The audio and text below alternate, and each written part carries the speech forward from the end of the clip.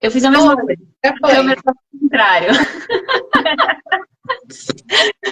Tudo Oi, tudo bem? ok, muito bem, muito bem.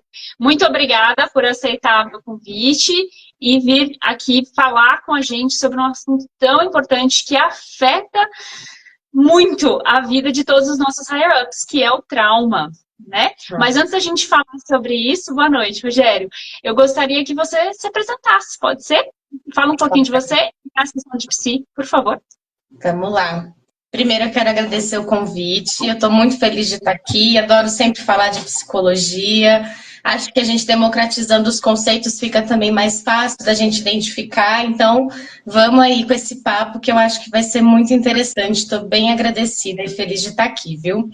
Bom, meu nome é Bartira Ramos, eu sou psicóloga de formação, psicanalista na formação continuada, uma das sócias da Sessão de Psi, que também é uma empresa, né, 100% online, eu estava escutando você antes de entrar aqui. A gente também, né, atende pessoas aí que não estão no Brasil, temos psicólogos também que não estão no Brasil, e o nosso foco é oferecer tanto serviço de psicologia no atendimento individual, como também terapia de casal, supervisão, grupos de estudo, enfim, né, a gente gosta aí de democratizar o conteúdo da psico e também de ajudar, né, cada um aí na sua travessia, no seu percurso, pela escuta, né, através da fala e da escuta. Então, acho que é isso, né? Se eu esqueci de alguma coisa, depois eu falo.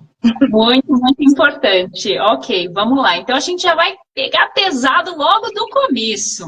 A gente está aqui falando de trauma, mas assim, falando de uma perspectiva da psicologia, o que é o trauma, Partilha? Explica pra gente, por favor. Acho que o primeiro ponto que eu acho legal, assim, para a gente começar esse papo, é que há muitos termos da saúde, eles ficaram popularizados, né? A gente escuta muito por aí as pessoas utilizarem e nem sempre, né, faz jus aí ao conceito de fato que a gente utiliza no tratamento, também na escuta. E trauma é uma delas, né? Eu escuto muito as pessoas dizerem de trauma muito associado a alguma coisa que é violenta, né? Tanto porque na medicina a gente tem o trauma como algo de um impacto, né? Então você chega ao traumatismo craniano, é um impacto ali, né? Que foi provocado no crânio. Mas o trauma para a psicologia, né? Para a gente pensar no aspecto subjetivo, ele não tem a ver necessariamente com violência, né? Então, acho que o primeiro ponto é esse, assim, o trauma para a psicologia não está associado, né? Muitas vezes as pessoas pensam, então sofreu algum tipo de abuso ou presenciou, né, alguma coisa muito pesada. E não, o trauma, na verdade, vai ter relação com a minha história pregressa, né, com o que diante do meu aparelho psíquico eu consigo dar conta, porque eu gosto de usar uma analogia, né, que é o do fotógrafo. Então, é o seguinte, né, a gente tem um aparelho psíquico que a gente vai entender e compreender as experiências de um modo muito particular, né? Tem até, assim, as cores, né, enfim, mas eu não vejo as coisas como, por exemplo, você vê, né? Tudo é muito particular e singular. E o trauma, ele também vai incluir isso. E o nosso aparelho psíquico, ele funciona mais ou menos como quando o fotógrafo vai tirar fotos, né? Ele fala para você no final que ele vai tratar as fotos, né? Eu gosto dessa analogia. O que ele quer dizer com isso, né? Ele vai editar as fotos e na edição ele vai poder trocar a cor, ele vai poder mudar o fundo, ele vai poder, enfim, tirar imperfeições ali para a foto ficar mais bonita. O nosso aparelho psíquico, ele funciona mais ou menos assim, né? A nossa mente, ela dá conta de aprender a realidade, né? Fazendo essa edição, esse tratamento de todos os eventos que a gente vai vivenciando. Então, um trauma, né? O que seria isso? É quando o programinha lá da edição de fotos tá carregando um vídeo muito pesado e aí ele não consegue, ele trava, né? O trauma seria isso pra gente também, né? Quando acontece algum evento, alguma experiência, aí pode ser de tudo, assim. Eu posso estar numa conversa com alguém, eu posso estar vendo uma TV e aí ver uma cena que me gerou alguma coisa traumática. Enfim, posso tirar nota boa, pode ser um trauma, tirar nota ruim, pode ser um trauma. Ou seja, pode ser qualquer coisa que aquele sujeito, diante da sua história e de tudo do que ele dá conta, né, de tratar, que transbordou, né, que não conseguiu ali fazer um tratamento para aquela realidade psíquica. Então, acho que de saída, né, o trauma, a gente vai considerar um trauma tudo e qualquer evento que o meu aparelho psíquico, não dei conta, não consegui tratar, e aí ficou pesado demais, e aí eu coloco em um lugar que vira sintoma, que vira adoecimento. E acho que uma coisa legal também de falar, Ellen, é que assim, as pessoas, elas consideram, além dessa coisa da violência, né, que é muito errôneo a gente pensar no trauma, também tem o aspecto de que o trauma ele vai ser reatualizado, né? Assim, então muitas vezes, né, as pessoas falam, mas aí o trauma de infância, porque quando a gente é lá pequenininho, bebezinho, né, a gente tem uma condição de um aparelho psíquico que é muito diferente de um adulto, né? E também das capacidades, né? Muito diferente. Então, sim, a maioria dos nossos traumas, eles são vivenciados, experimentados, quando a gente tem muito pouca capacidade, recurso, né? Para poder fazer o tratamento aí dos fatos, digamos assim, do que acontece na nossa realidade. Mas isso não quer dizer, né, que uma criança, um bebê, ele vai ficar traumatizado, apresentar sintomas, né? A nossa cabeça também dá um jeitinho da gente tirar esse foco, né? E poder seguir a vida. Mas aí, o que acontece, né? Tem os famosos gatilhos. Às vezes a gente está numa situação que engatilha alguma coisa que foi traumática e aí que a gente desenvolve os sintomas, né? E os sintomas aí são muito variados e principalmente o que geralmente a gente vê na clínica, né? É a ansiedade, a falta de concentração também e muitas vezes a depressão. Mas eu acho que a ansiedade aqui no Brasil, principalmente, é o que mais a gente ouve falar e atrapalha muito a nossa produtividade, a nossa vida, enfim, o nosso desempenho aí nas coisas, né? Acho que o trauma, assim, basicamente, o que dá para falar é isso. Nossa, você falou tantas coisas que eu tenho tantos comentários aqui que a gente poderia ficar muitas horas falando sobre isso. Mas eu vou ser sucinta. Isso que você comentou sobre a ansiedade, o Brasil é um dos países mais ansiosos do mundo, certo? Certo. É o mais. É o mais. Não, tá vendo? Olha só, gente, isso é muito sério. E eu vou tomar essa questão da ansiedade já numa outra coisa que eu quero fazer um gancho com o que você disse. Mas retomando, então, eu amei essa analogia da foto, né? Você tirou a foto, não conseguiu lidar com aquilo, a imagem borrou, transbordou. Achei sensacional, eu vou usar isso de agora em diante com todo mundo, tá? É muito interessante isso. E Bartira, como é que esse transbordamento afeta a nossa vida, para além da ansiedade? Que outras áreas nos afetam? Na verdade, assim, né, quando a gente está falando de algo que me acontece e que eu não sei lidar, a gente vai encontrar as áreas afetadas de elaboração, né? Assim, então, os sintomas são sintomas quando eu falo assim, né, são o que a gente apresenta. E eles são assim, o corpo não mente, né? Vai desde crise de ansiedade de fato, né, diante daquele evento ali traumático, até, sei lá, afonia, né? Muitas coisas somáticas, assim. Então eu paro de falar, paro de comer, paro de...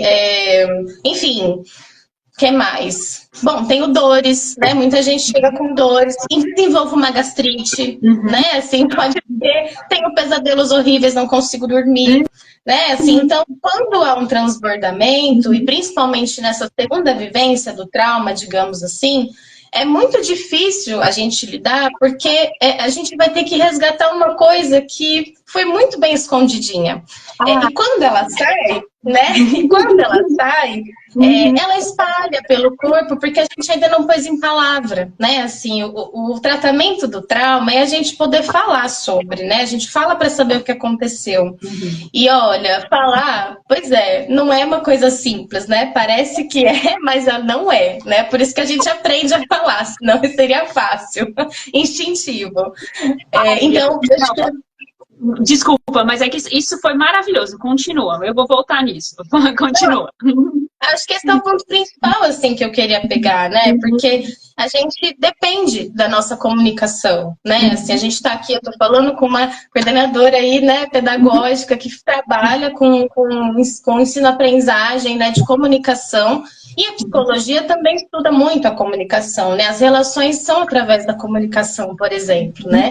Então, atrapalha demais a nossa vida e afeta tanto o lado profissional como pessoal, familiar, então, interpessoal. Bom, e isso imagina, né? Assim, a esfera disso, enquanto eu estou falando aqui num modo mais íntimo, né? No micro. E aí, quando a gente vai para o macro, né? Eu estou no meu trabalho, ou então eu preciso enfrentar um público, ou até mesmo estou numa escola, né? Aí ferrou, né? Assim, aí é desespero total, paralisia, vou me esconder num buraco, né? Porque parece que a gente esquece as palavras, né? Parece que a gente some, assim, tudo que a gente aprendeu. Tá vendo? Gente, é por isso que a Bartira está aqui hoje. Por quê? Isso faz sentido para vocês que estão ouvindo dentro do ambiente do aprendizado de inglês? Todo, né? Então, quem nunca ficou sem palavras, assim, todo santo dia eu ouço alguém falar, eu precisava falar, eu precisava me comunicar e travei. Me faltou a voz, né? Não consegui me comunicar. Eu ouvi isso hoje mesmo de uma pessoa que estava se candidatando para uma vaga, ela ficou tão nervosa que ela não conseguiu falar, né? Então, isso realmente acontece. E é uma das questões que, dentro de aula, a gente também vê. Às vezes a pessoa não consegue falar devido a esse transbordamento. Então, eu vou fazer um gancho com o que você abordou antes para falar um pouquinho sobre, mais especificamente sobre inglês, tá? Isso não só em inglês para negócios, quem está aprendendo inglês de forma geral. Então, algumas situações que causam esse transbordamento que a Bartira comentou, né? Quando criança, que a Bartira falou de trauma de criança, né? Trauma de infância. Gente, é muito comum os pais, assim, querendo fazer o melhor para os seus filhos, colocam numa escola de inglês e aí a criança tem aquela obrigação, né? Não é uma coisa divertida, não é uma coisa legal, né? Adolescente, então, pior ainda, porque adolescente não quer fazer as coisas, né? E aí ser obrigado a isso, da inglês, estar num ambiente que não se sente confortável, isso gera muitos problemas posteriormente, né? Porque aí tem um adulto que chega e fala, eu detesto inglês. Por quê? Porque teve aquela obrigação mais jovem. Eu não estou dizendo, por favor, que não é para que vocês encorajem seus filhos a aprender inglês. Não é isso. É só um comentário em relação a ter um ambiente que a criança, o adolescente e o adulto também se sinta confortável, porque se for na obrigação, se for uma coisa pesada, isso vai gerar essa situação de transbordamento do trauma que a gente está conversando, né? Enquanto adultos, o que na minha experiência acontece?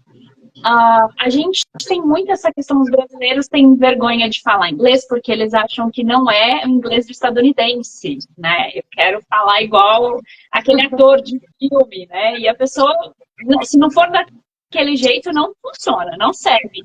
Só que aí ela vai se comunicar com alguém. E aí, pronto, não tô falando igual aquela pessoa.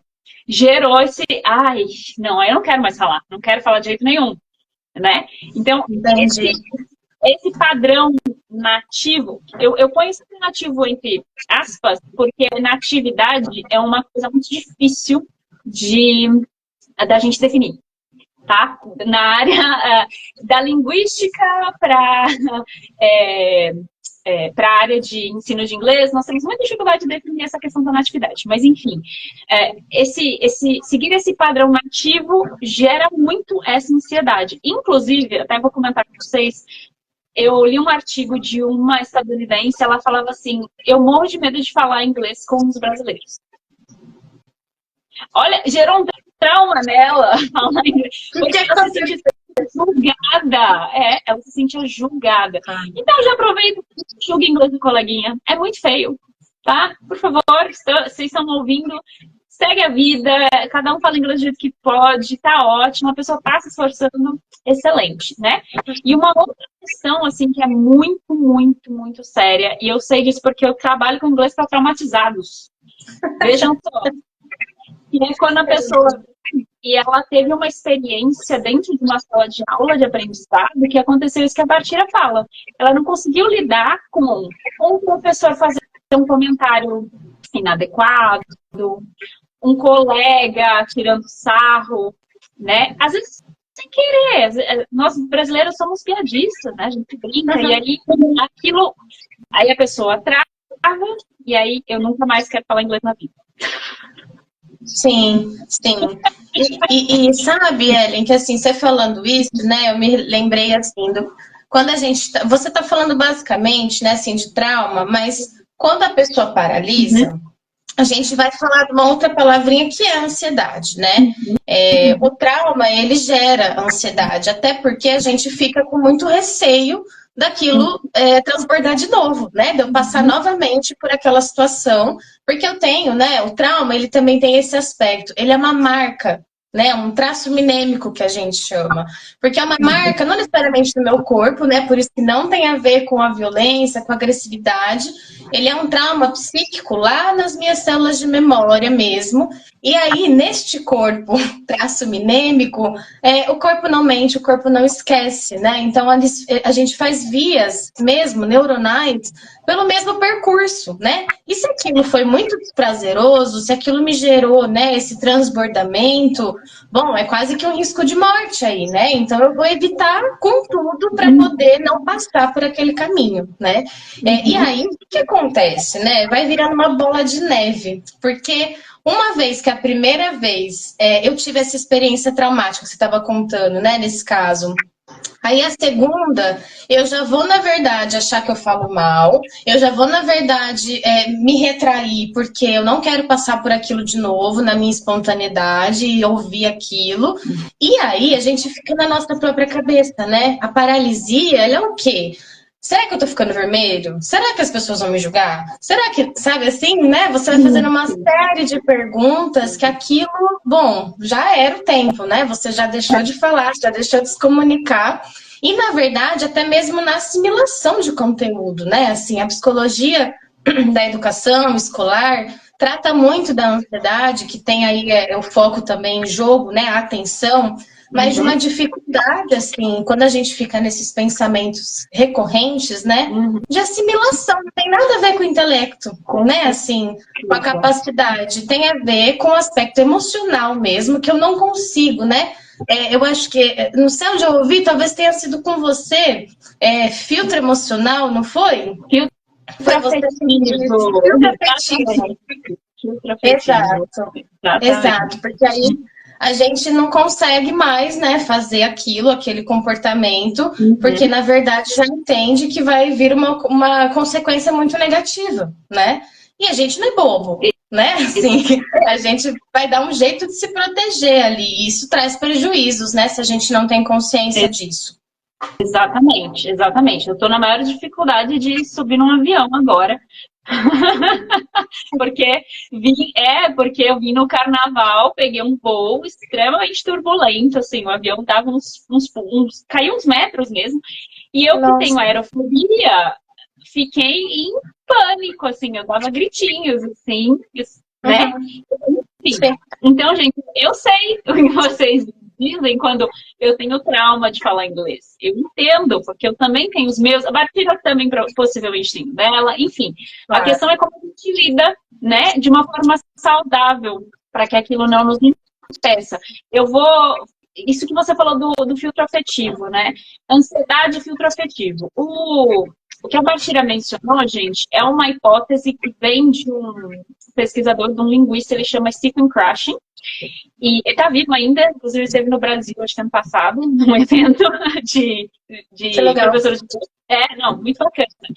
E uma das hipóteses que ele tem para aquisição linguística é a do filtro afetivo. Então ele diz que ansiedade, baixa motivação, baixa estima, introversão e inibição são as coisas que fazem com que o seu filtro afetivo suba.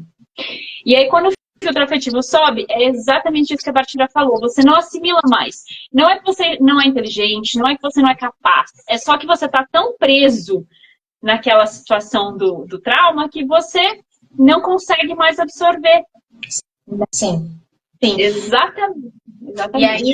E aí o segundo passo disso, né, assim, se a gente for pensar na evolução do que acontece, né, com os nossos traumas, uma vez que eu tenho a régua lá em cima, né, que eu não consigo, a régua em cima não, né, isso faz com que a minha régua suba também, né, porque uma vez que eu não consigo aprender, é quase como se fosse uma prova de que eu realmente não sou capaz, né, de que aí vira essa bola de neve. Nunca mais quero ver, né? Não vou nem tentar, achando mesmo, assim, isso que é perigoso, né? Assim, eu vejo muitas desistências de sonhos, assim, de empregos, né? De oportunidades, né? Por um receio que, bom, tá na própria cabeça e é confirmado, na verdade, a cada tentativa, parece, do sujeito, né? Mesmo que, muitas vezes, né, o ambiente seja acolhedor, né? Tem isso também. O trauma, ele se trata, né, sim, de ter um ambiente que ocasione o ensino e a aprendizagem, mas ainda assim, a gente está falando de um sujeito ali traumatizado, né? Que às vezes não consegue nem dizer para a professora, né, que tem o trauma, né? Para poder abrir. Com certeza. Isso vai muito da nossa sensibilidade enquanto educadores, enquanto professores, de lidar com uma pessoa que não está conseguindo manifestar aquele desconforto, com certeza absoluta. Inclusive, uma das nossas maiores preocupações aqui é exatamente isso. Ter um ambiente que faça com que a pessoa diminua o filtro afetivo o máximo possível, para que ela se sinta confortável. Isso quer dizer que, às vezes, ela não vai conseguir trabalhar com outras pessoas imediatamente. Ainda que o objetivo, a longo prazo, claro, seja que elas comuniquem com outras pessoas e não só com a gente, isso também passa por entender que talvez, no momento que ela esteja, independente do nível, porque tem gente até de nível um pouco mais avançado que ainda assim está cheio de pequenas coisinhas que causam muita ansiedade, causam pânico, e a pessoa fala, não consigo me comunicar. Então, a gente trata muito disso aqui. Então, qual que vai ser, quais são as ferramentas que você precisa para baixar o seu filtro afetivo, né? Você está com pessoas que vão te apoiar, é muito bacana, porque se você tem um grupo de apoio dentro do seu grupo que está estudando com você, é muito interessante também, porque faz com que você se sinta apoiado, faz com que você se sinta encorajado e fala, poxa vida, olha só, fulano está tendo o mesmo problema que eu. Pois é. Né? E já que eu tô mencionando isso, Bartira, o que você pode sugerir de estratégias para a gente ter, afinal, o nome da live, Estratégias numa Jornada Positiva. A ideia, né, também da gente estar aqui conversando, não só dando exemplos, né, mas trazendo conceitos, né, essa história do filtro afetivo, como que funciona um trauma, né, o que pode proporcionar também algo que seja, assim, menos provável que aquele trauma se reatualize, né? Também é uma forma de cada um aí encontrar, na verdade, né, as próprias estratégias. Acho que você falou um monte aí, né? Por exemplo, conseguir me vulnerabilizar e pedir ajuda para o outro, né? Dizer que estou com dificuldade. Mas eu diria, né, que uma coisa assim que eu vejo muito principalmente da ansiedade, primeiro, né, tem exercícios de respiração, vocês vão encontrar um monte na internet e ele realmente ajuda, porque a ansiedade, ela faz o quê, né? Ela coloca o nosso corpo em xeque, assim. Parece que só eu existo, que eu tô virando aqui um pavão com a melancia no pescoço, né? Tá todo mundo vendo que eu tô sofrendo, que eu tô passando, e na verdade tudo isso acontece dentro de mim, né? Eu que fico imaginando. Então, o exercício de respiração e também o exercício de postura, né? A gente se sente mais confiante quando a gente a gente presta atenção no nosso corpo, né? Então eu não vou ficar, tô falando muito acelerado, tô percebendo que tô ficando ofegante. É fazer mesmo esse exercício de diminuir a frequência de respiração, e aí tem um monte de tipo, depois se você quiser, que eu sei que você tem uma newsletter aí super legal, Sim. eu posso mandar, né, esses tipos de exercício para o pessoal que te acompanha. E também essa postura. Outra coisa que a gente insiste em observar quando a gente está muito ansiosa são os nossos pensamentos mesmo. Então, se eu começo a esquecer tudo que eu estou fazendo ali para me comunicar e começo a pensar em que as pessoas estão pensando, será que elas vão me julgar? Será que eu vou falar errado? Será que alguém vai perguntar alguma coisa que eu não sei, né, responder?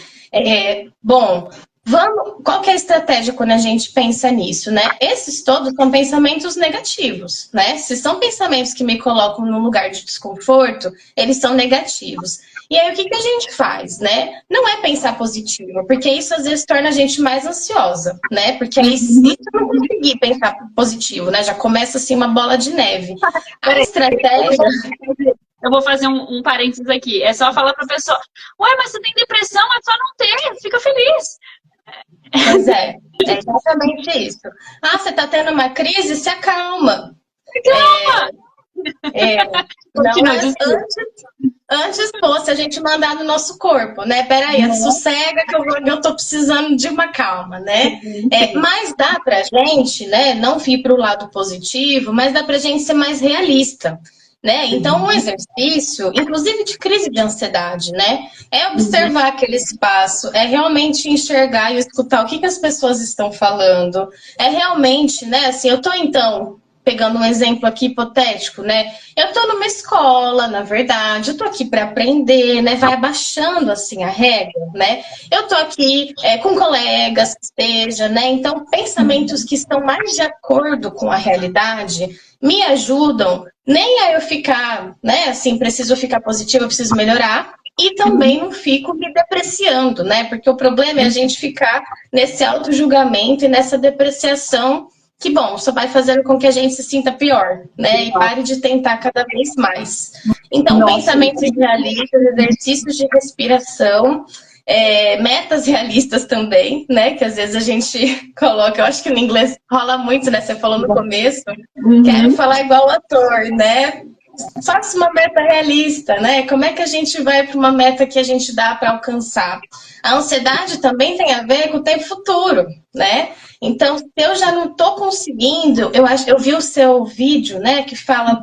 Se você tem uma entrevista que exige inglês, você nem vai, né? Você nem se candidata, você se antecipa na ansiedade, né? Assim, então, na verdade, né, é a gente se manter no presente. Então, passo a passo. O primeiro passo é enviar o currículo? Vou enviar. Né? O segundo passo é topar a entrevista? Vou topar, né? Não é passar na entrevista, imaginar que vai ter que falar inglês, é porque a gente não sai do lugar mesmo. Então, acho que uma meta realista também ajuda a gente. Nossa, as suas colocações foram absolutamente perfeitas, perfeitas. Eu vou só fazer uma adição aqui de uma coisa que você mencionou antes e que tem muito a ver com a neurologia do aprendizado, tá? A neurociência do aprendizado. Quando a gente está aprendendo, acontecem sinapses no cérebro, certo, gente? Isso aqui a Bartira sabe, tá? É para vocês, ok? Então, é como se estivessem ligando essas sinapses aqui, né? Então, quando você sabe que aquela situação te gerou um desconforto, foi feita essa sinapsezinha. E aí, se você continuar reafirmando ela só vai ficar mais forte. E aí, o que acontece? Ao invés de você reforçar coisas que seriam mais... Vou usar a palavra positiva, mas assim... Positiva no sentido de útil para o seu aprendizado, não positiva de good vibes, assim, nossa, né, fica de boa. Não nesse sentido, mas assim, se você ficar reforçando essa sinapse negativa, vai ficar cada vez mais difícil de você reverter isso de uma forma que se torne confortável. Então, isso que ela está falando aqui é de se observar e falar, não, eu escolho... conscientemente observar esse pensamento e tentar gerar outras... Vamos fazer um outro caminho, né? Que é mais isso que acontece quando a gente está aprendendo qualquer coisa. Eu vou usar o exemplo do inglês porque é a minha área de atuação. Mas, assim, você está acostumado a gerar sinapses em português. Quando você está gerando sinapses em inglês, é um outro caminho, né? Gente, pensa só o trabalhinho que seu cérebro tem, né? Para criar essa outra trilha, certo? Então, é isso. Eu achei, assim, suas colocações maravilhosas, muito, muito... muito... Ai, gente, eu tô com várias palavras na cabeça, tudo em inglês, porque eu tava dando aula até agora. Então, eu tô com duas são muito factíveis, né? Assim, elas são muito possíveis de serem colocadas em prática e por isso eu te agradeço profundamente, Partira. Gente, lembrando que isso aqui, essa conversa não substitui terapia, tá? Todo mundo precisa de terapia, vamos fazer terapia, que é muito, muito bom. Inclusive, a Partira tá aqui, né? Conversem com a Partira, entrem lá na sessão de PC, sigam lá a sessão de PC no Instagram, elas estão marcadas aqui, vão ficar marcadas aqui na live e também no nosso YouTube, porque, gente, é necessário, vai fazer muito bem para vocês, né? Alguma outra última colocação que a gente tem que fazer? Estamos chegando ao fim. Eu acho que, deixa eu pensar aqui, porque eu tinha pensado um monte de coisa também para falar, né? Eu acho que uma coisa legal, a gente se empolga, né, na live. Acho que isso que é legal do ao vivo, assim. Não tem nada do meu roteiro, fui falando aqui com você, mas acho que uma coisa que é legal e que eu não mencionei é sobre os erros, né, Ellen? Você estava falando aí de como a gente faz os caminhos novos, né? E se a gente pegar qualquer aprendizado, e eu vou falar assim dos bem básicos, né? A gente aprende a falar, mesmo em português, a gente aprende a andar, né? Assim, acho que a gente talvez não tenha memória, mas com certeza, se você ver qualquer criança aprendendo a andar, ela vai cair muitas vezes. E demais. E se ela não cair, inclusive, eu não sei se vocês sabem, né? Mas no desenvolvimento, assim, se você não deixa a criança cair, ela vai começando, inclusive, a ter um andar que prejudica a coluna, que é nas pontinhas dos pés, assim. É prejudicial não errar, né? Porque, inclusive, o acerto não existe sem o erro, né? Assim, não dá pra gente... É igual salgado e doce. A gente não experimenta, assim, né? Uma coisa sem a outra, porque a gente tá trabalhando com tipo de contradição mesmo, né? Então, tem muitos artistas, ouvi uma vez, né, que... Tem aulas assim de pintura livre, né? Vou errar. E se eu fizer um traço tal, vai estragar a obra, né? E aí tem uma matéria que chama para incorporar o erro. Então você tá lá fazendo, e aí, sei lá, tremeu a mão, né? E aí você tem que fazer uma obra ali com aquele tremido que não estava previsto. Porque a gente, o que isso quer dizer, né? Assim, a gente consegue traçar caminhos e chegar ao nosso objetivo final incorporando, sim, os nossos erros, porque senão a gente também não aprende, né? Eu acho que isso é uma coisa muito fundamental e que, sim, na terapia, né? Acho que é o momento que a gente pode se vulnerabilizar, né? E olhar para esses erros com um pouco mais de gentileza, né? Porque, geralmente, quando a gente fala de muita ansiedade, a gente fala de uma autoexigência muito grande, né? O sujeito sofre, na verdade, né? Porque existe um ideal aí, que é uma ideia, que é perfeito, e aí não sai do lugar de novo, né? É um espaço que a gente consegue vulnerabilizar e olhar mesmo, de novo, com gentileza, para que a gente consiga seguir, caminhar, né? E não parar aí quando a gente tropeça, né? Acho que essa é a última coisa que eu queria colocar aqui. Que mensagem mais maravilhosa, né? Olhar para si mesmo com gentileza. Muita gente que está aqui, que segue a gente no Instagram, sabe que eu faço Aikido. E é muito comum que quando vem um iniciante treinar Aikido, para não falar muito inglês, tá? vem o iniciante treinar Aikido e a pessoa, ela se mexe de uma forma que está errada. É óbvio que vai estar errado. Gente, é a primeira vez que a pessoa está fazendo aquilo na vida. E aí eu acho muito curioso que criança, quando aprende, ela não se preocupa com isso. Assim, a criança está preocupada se está certo ou se está errado, a criança ela tem que ter sido muito condicionada para isso, né? E que, até acontece, né? Tem alguns pais que fazem isso. Mas, assim, só o adulto parte do princípio de que vai fazer a coisa pela primeira vez e vai ser perfeito. Sim. É muito louco isso, gente, é muito louco, assim, e a gente tem muita dificuldade de se colocar nessa posição de ser vulnerável e de se permitir errar, de se permitir estar aprendendo algo novo. Então, eu achei, assim, seja gentil com você. Realmente essa a mensagem. Gente, nós temos perguntas aqui, não temos perguntas aqui, mas nós temos perguntas na caixa de perguntas. Né? Você tem alguma pergunta aí do seu lado, da sua caixa de perguntas? Aqui o pessoal pediu indicação, Eren, pediu indicação que eu acho que é com você, pediu podcast para, enfim, ajudar e auxiliar, na verdade, no aprendizado de inglês. Bacana. Que me mandou. Ok, então bem rapidinho, gente. Eu tenho, assim, eu treino professores, tá? Eu sou treinadora de professores e eu ensino os professores a não se pautarem única e exclusivamente por inglês nativo. Isso é muito importante. Porque quando vocês estão falando inglês, vocês estão falando inglês com o mundo inteiro. Então vocês vão ouvir uma míriade de sotaques infinita, tá? Então, quanto mais sotaques diferentes vocês tiverem acesso, melhor o seu listening, ok? Isso é extremamente importante. Então, quando eu vou indicar podcasts ou qualquer tipo de material para a pessoa ouvir, é sempre muito crítico essa questão de quantas pessoas estão falando, que sotaque a pessoa está ouvindo, né? Se vocês forem no Google, podcast para aprender inglês, a esmagadora maioria vai ser de nativos, tá? Então, assim, essa é uma questão que para mim é um ponto, assim, muito importante. Então, o que eu gostaria de indicar para vocês é um site que chama Elo, com 3 L's. Então, é elllo.org. Esse site, ele tem conteúdo de básico, até um B2, assim, upper intermediate, tá? Ele tem gente do mundo inteiro falando. E a coisa mais interessante é que tem transcrição, tá? Então, assim, super recomendo esse site. Não é um podcast, mas ele tem vários áudios que vocês podem ouvir, podem acompanhar, é muito bacana.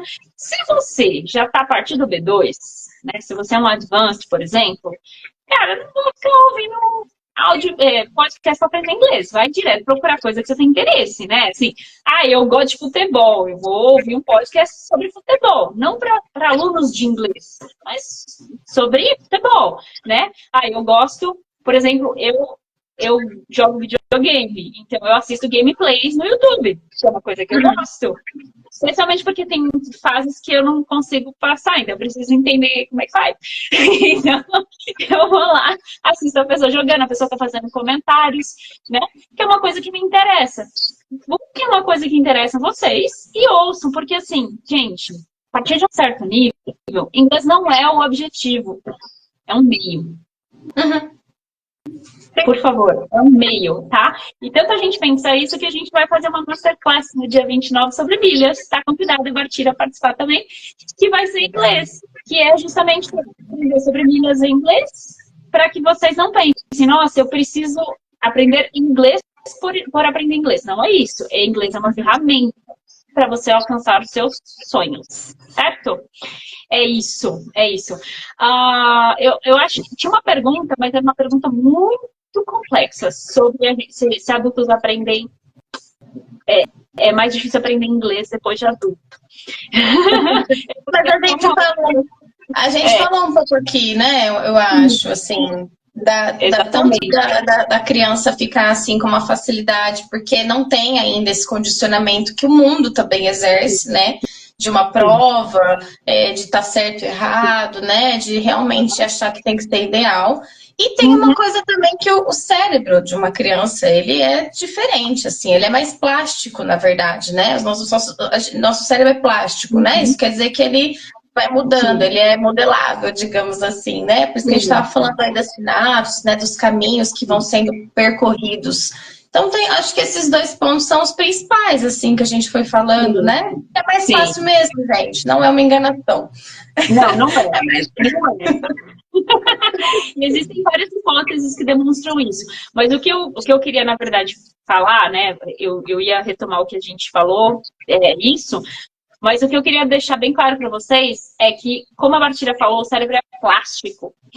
Você vai aprender até o final da sua vida, tá? A coisa Sim. que o velho não aprende truque novo é mentira. Você vai aprender coisas assim pro resto da sua vida, se você quiser, se você estiver disposto, né? Porque se você não quiser, não vai mesmo. Mas se você... Eu costumo brincar, gente, se você quiser ser bailarino, assim, bailarino principal, assim, da Royal, vai ser muito difícil, né? Depois dos 30, né? Vamos colocar assim, se quiser ser astronauta aos 50, vai ser mais difícil. Mas se você quiser aprender inglês, gente, até os 90, sei... Então lá, vamos aprender, certo? A mesma coisa do nosso comportamento, acho que eu posso dizer, né? O pessoal tem uma certa resistência, acho que essa geração mais nova ainda é até estranho quem não faz terapia, né? Mas a gente percebe uma resistência muito grande dos 40, 50 a mais aí, como se não vai resolver, não tem mais nada para falar, já passou muito tempo, mentira. Então tem muita história para contar, então tem maturidade para poder também estar ali em jogo, né? E fazer desse trabalho para a gente ser mais feliz. A terapia, ela é para isso, né? É para a gente conseguir viver melhor, mais plenamente mesmo. Assim. Exatamente, Martira, mais uma vez, muitíssimo obrigada pela sua presença, por todas as colocações maravilhosas que você fez aqui, pela sua contribuição. Eu tenho certeza que quem assistir depois vai ter muita coisa bacana para ver aqui. Entre em contato com a Martira na sessão de psi pessoal. E é isso, muitíssimo obrigada.